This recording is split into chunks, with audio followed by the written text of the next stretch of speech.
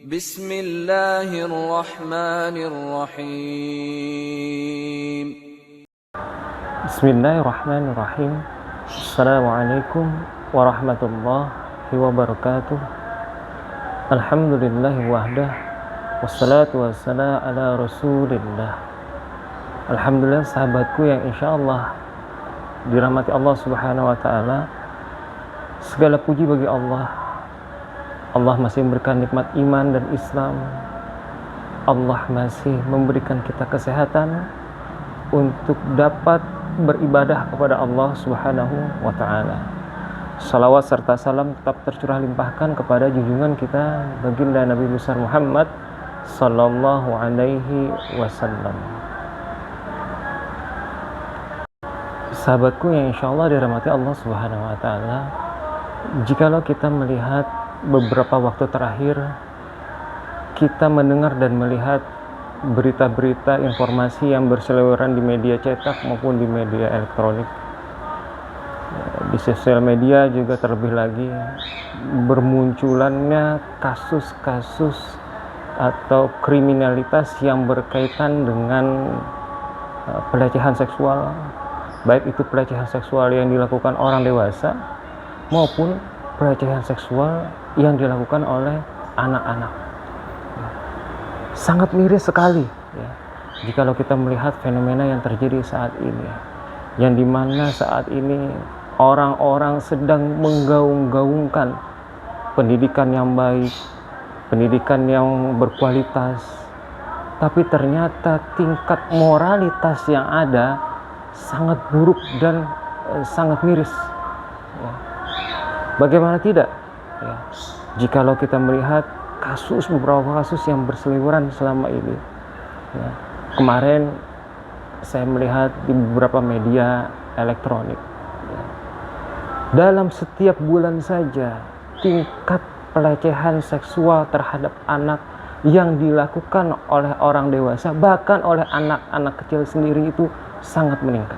Setiap bulan ada saja kasus yang melibatkan anak-anak dalam perkara-perkara yang menyedihkan, yaitu pelecehan seksual.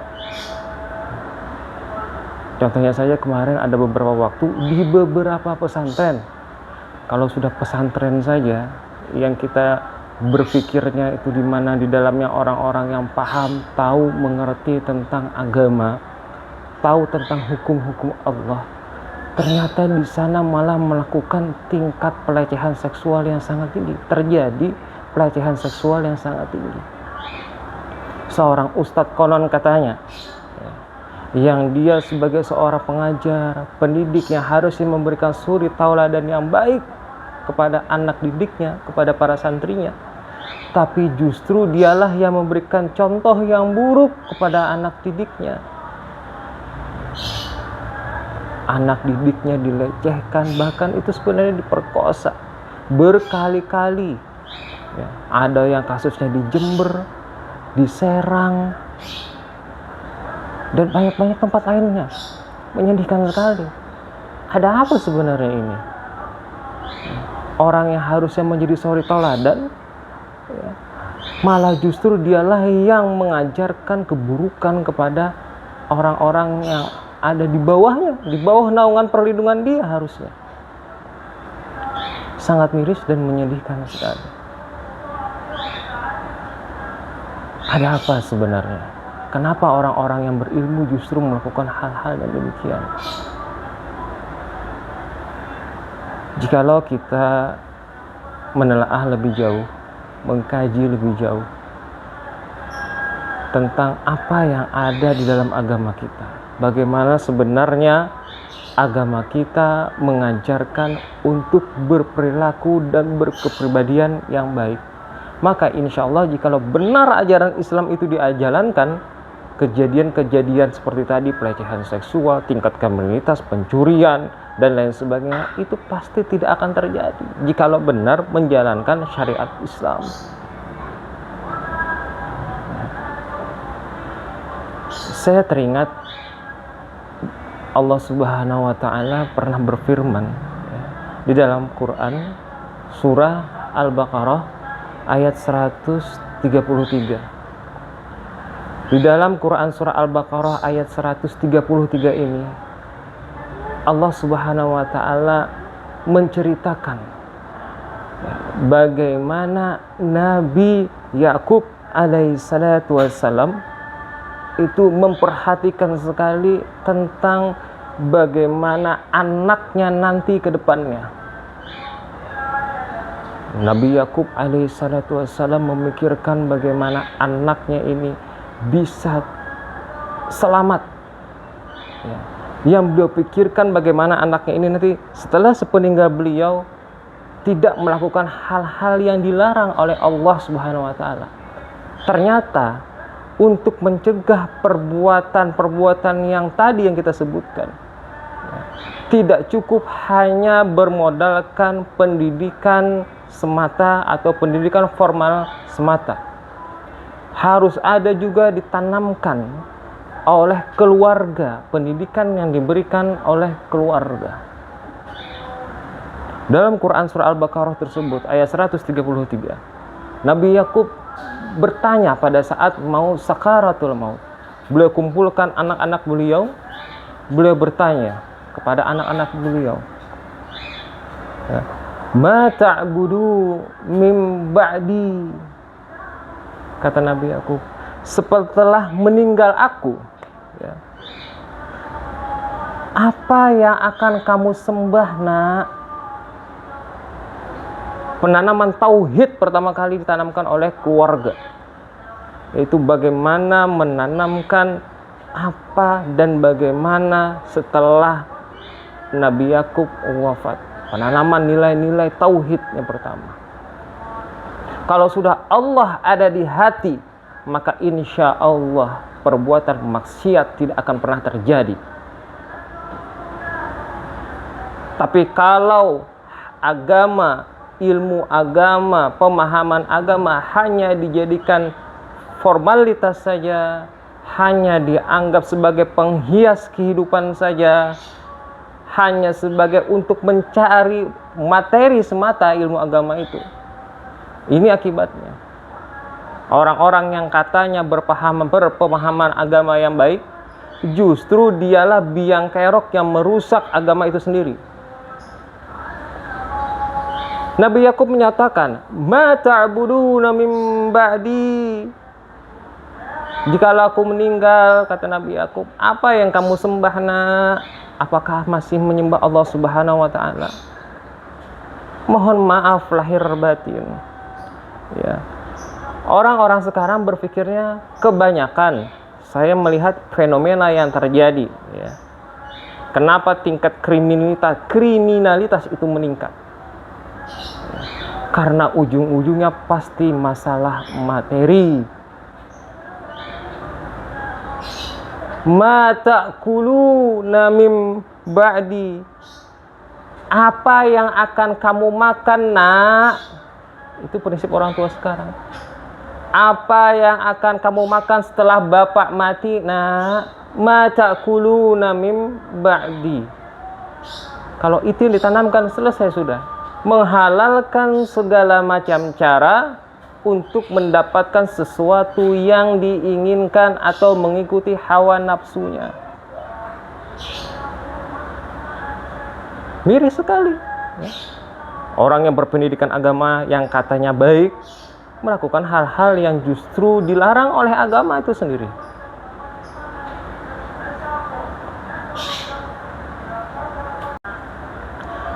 Sahabat yang insya Allah dirahmati Allah Subhanahu wa ta'ala, jikalau kita merujuk pada pendapat para ulama tentang Quran surah Al-Baqarah ayat 133 tadi, maka beberapa ulama berpendapat, yang pertama kita akan mengambil pendapatnya dari Ibnu Abbas radhiyallahu ta'ala anhuma, bahwa menurut beliau bahwa maknanya adalah terdapat juga kaitannya di dalam Quran surat At-Tahrim ayat 6. Ya ayyuhalladzina amanu qu anfusikum wa ahlikum nar.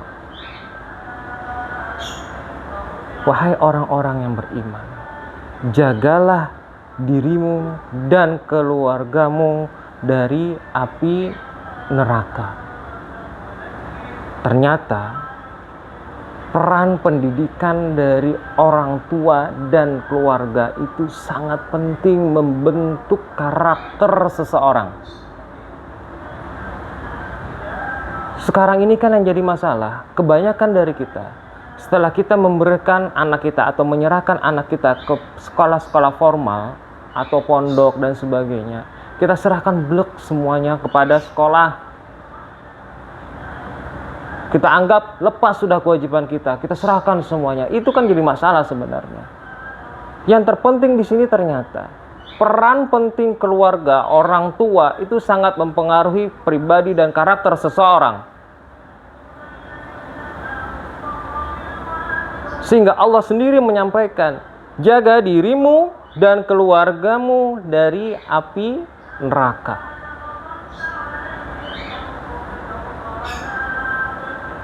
Banyak kasus-kasus yang terjadi, ternyata ada yang keluarganya berantakan, ya, keluarganya cuek, orang tuanya cuek terhadap anak-anaknya, hingga yang terjadi meningkatlah kasus-kasus seperti yang tadi, pelecehan seksual, pergaulan bebas di mana-mana.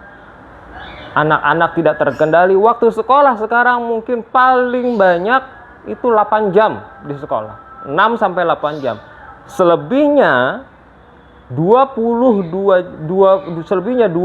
jam atau 18 jam. Ya. Kalau sekolahnya cuma 4 jam, cuma 20 jam. Ada sekolah-sekolah yang waktunya pendek. Kelas 1, kelas 2 SD, kelas 3 SD, pendek waktu-waktu mereka sekolah. Selebihnya kemana mereka? Kita lepas begitu saja mereka main di luar seenaknya. Pengawasan orang tua hilang di dalamnya.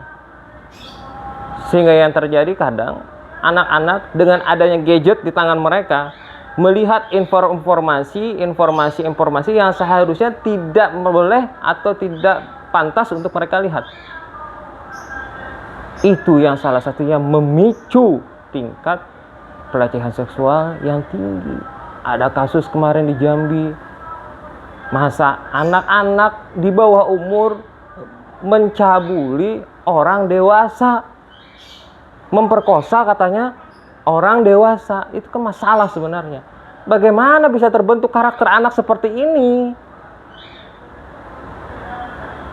Hilang dan lepasnya kontrol orang tua itu sangat berdampak besar kepada pribadi anak. Makanya Allah sebutkan dalam Quran surah At-Tahrim tadi, ku anfusikum wa ahlikum naro. Sangat menyedihkan. Maka kita dari sini kita memahami, jaga yuk keluarga kita, jangan sampai masuk ke dalam nerakanya Allah. Anak kita berbuat dosa, istri kita melakukan maksiat, kita sebagai suami, kita sebagai ayah, kita sebagai orang tua yang akan berdampak besar nantinya di yaumil akhir. Kita akan diminta pertanggungjawaban yang sangat besar. Itu hal yang sulit. Makanya sebagai kepala keluarga harus memiliki ilmu yang baik agar dapat mengajarkan kepada keluarganya, anak istrinya pemahaman agama yang baik. Mata'kulu min ba'di. Apakah itu yang ditanamkan sama kita? Apa yang akan kamu makan, nak? Kamu kerja apa nanti, nak? Kamu bagaimana nanti hidupnya, nak? Tapi kita lupa, mata'buduna min ba'di. Apa yang akan kamu sembah, nak, setelah ayahmu meninggal, setelah abimu mati, setelah abimu wafat? Apa yang akan kamu sembah? Itu pemahaman yang pertama dari sahabat Ibnu Abbas radhiyallahu ta'ala anhu. Kemudian jikalau kita melihat pendapatnya Ali bin Abi Thalib radhiyallahu ta'ala anhu, menurut Ali radhiyallahu ta'ala anhu bahwa pemahaman mata'buduna min ba'di itu, ajarkan dan didiklah anak-anak kalian pendidikan agama yang baik. Jangan dilepaskan begitu saja. Selesai sekolah bebas main sepuasnya sampai maghrib, sampai malam, tidak tahu tuh orang tuanya anaknya kemana mainnya, sama siapa mainnya. Pentingnya menanamkan pendidikan yang baik kepada anak-anak kita. Pendidikan agama khususnya. Sekolah formalitas tinggi-tinggi nih. Contoh kasus. Di Jepang itu banyak banget orang yang pintar. Pintar-pintar, kerjaannya tiap hari baca buku terus. Tapi kenapa justru di Jepang juga paling banyak tingkat bunuh diri? Tingkat bunuh diri paling tinggi itu di negara Jepang. Stres mereka ternyata. Dari pagi sampai malam belajar. Di mana-mana belajar. Ternyata itu tidak cukup membuat mereka bahagia. Justru itu membuat mereka stres, tingkat bunuh diri yang tinggi. Ternyata ilmu dunia saja tidak cukup. Pendidikan ilmu agama itu penting.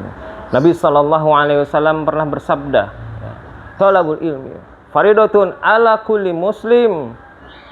Menuntut ilmu itu hukumnya wajib bagi setiap muslim yang merasa muslim loh ya. Wajib menuntut ilmu itu. Bagaimana bisa?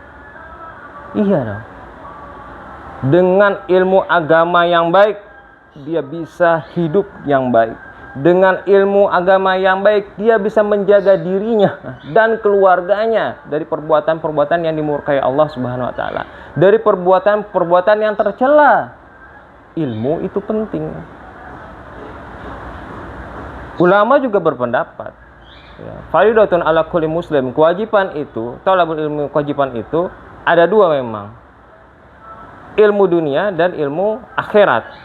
Ilmu dunia itu ya seperti kita ilmu ekonomi, ilmu kedokteran, ya. Kemudian ilmu pertahanan keamanan dan lain sebagainya, itu penting. Karena jangan sampai juga kita sebagai seorang muslim tidak paham tentang ilmu ekonomi, ya, tentang ilmu kedokteran, ya. Nanti kita berobatnya kalau misalkan ilmu kedokteran sama orang-orang di luar Islam terus dong. Kapan Islam bisa maju dan berkembang? Sedangkan dulu pendiri-pendiri ilmu kedokteran itu seperti Ibnu Sina dan lain sebagainya itu orang-orang muslim. Tapi tidak kalah penting juga ilmu agama itu. Tanamkan sejak sejari dini. Pentingnya pemahaman agama yang baik dan benar. Sehingga saat dia menjadi seorang dokter muslim yang baik. Sehingga saat dia menjadi seorang ekonom yang baik, bagaimana membangun struktur kehidupan perekonomian Islam yang baik. Ya. Itu pentingnya belajar ilmu. Menurut Ali bin Abi Thalib radhiyallahu ta'ala anhu, bahwa pemahamannya dikaitkan dengan ayat Al-Baqarah 133. Anak-anak harus dibekali dengan pendidikan yang baik, pendidikan agama tentunya salah satunya.